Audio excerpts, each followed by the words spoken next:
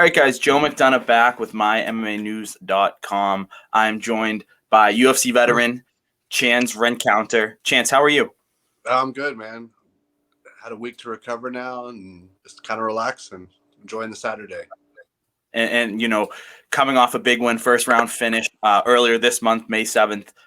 Your first fight since 2019. I mean, take me through the emotions of, getting this first victory in nearly 2 years. It's good. It's good to be back. I mean, it was hard there to get a fight, and I think that's the first time in my career since I've been fighting that it was tough to get a fight because of the pandemic going on and things of that nature. So it's just good to be finally back in there and get some of I don't want to call it ring rust or anything, but just get back in there and feel the sport, feel the cage, feel the light. Just get back in there and do my thing, and it felt good, felt natural. So I was happy with how it turned out. Absolutely, man. A well-deserved win. 2-2 in the UFC. November of 2019, I believe, was the last fight. A lot of people surprised by the departure between you and the UFC. Can you explain it from your point of view? It's a business. I don't know on their end. Mm-hmm. There's other people that have been released for a lot far less. So I mean, I can't complain too much. So hopefully I can get some good performances together. That's what I need right now. So hopefully I can get another fight pretty quick, and if I can take a short notice for them or whatever, I'm down.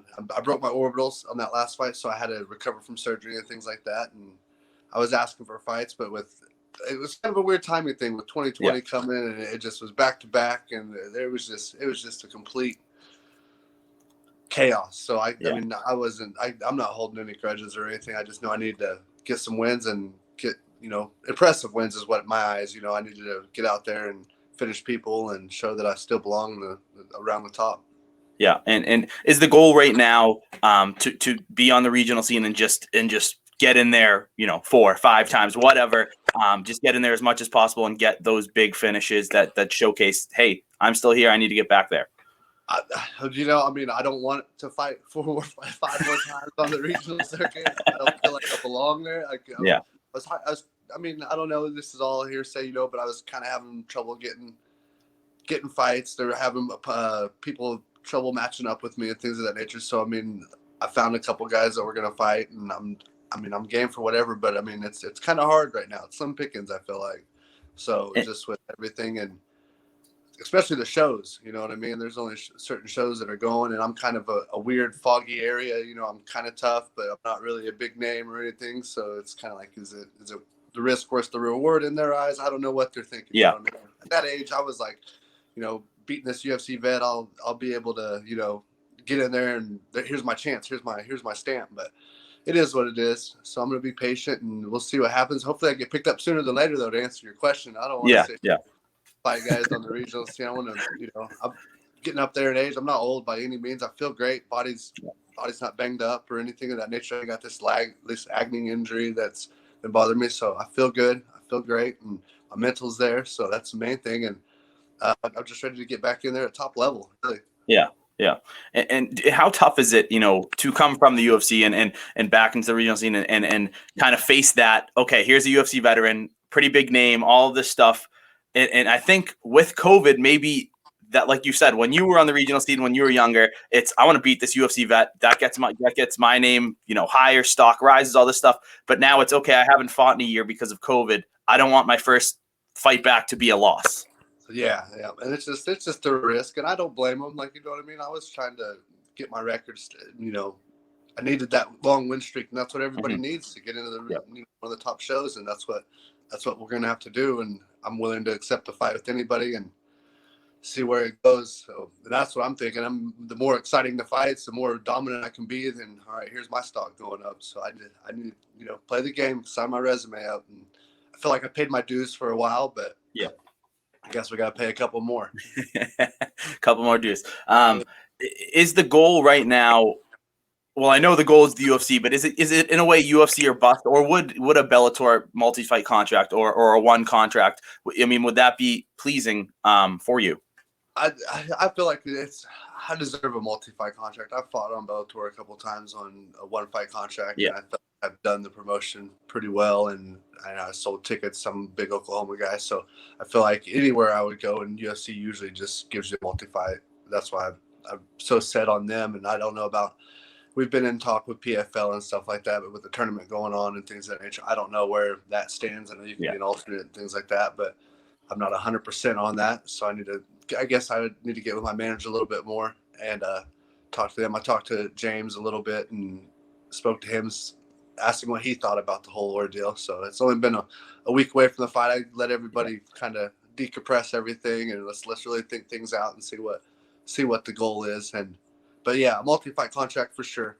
Anywhere I go, and the money is always going to be the thing. I feel like. Yeah. So absolutely. But I mean, I love competing at saying one of the top organizations for sure. So I don't want to sit here and not take the opportunity to fight with some of the best in the world either.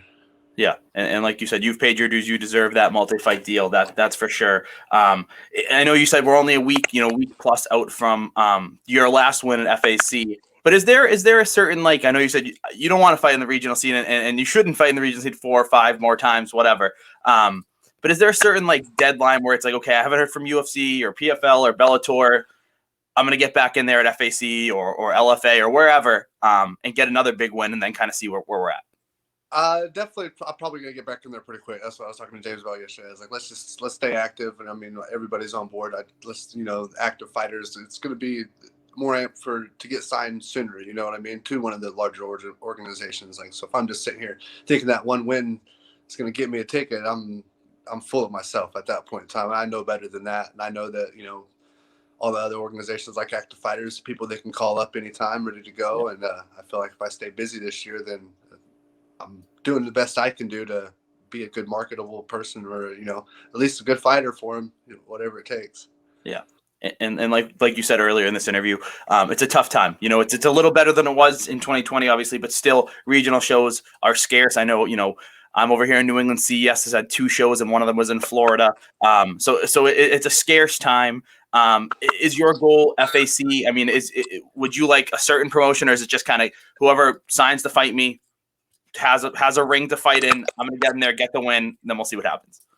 That's pretty much where it is. That's what I was for the hardest time. It was almost damn near begging people to fight, and before it was people, hey, can you do this? Can you do this? No, I'm booked here because I sell tickets in Oklahoma. So I would love to go back to Oklahoma and fight, but Kansas isn't too far. Kansas City's not too far away. So I don't mind. FAC helped me out, man. They got me busy. So whatever first come, first serve in my eyes. I'm not set on one thing. I mean, I think we tried to get matched up with LFA for a while, but they're like I said, they're